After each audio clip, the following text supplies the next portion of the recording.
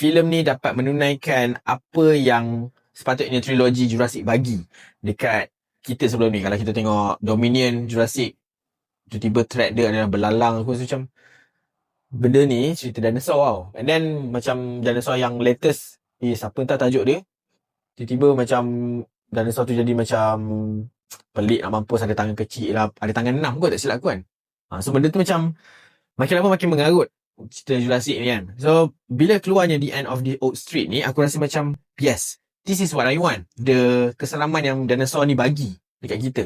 Sci-fi dia ni memang simple je, tapi adalah macam benda yang menarik, dan rekaan karakter dinosaur tu yang berbulu-bulu tu kan, membuatkan aku rasa macam, seram juga kan kalau dinosaur ni berbulu kan.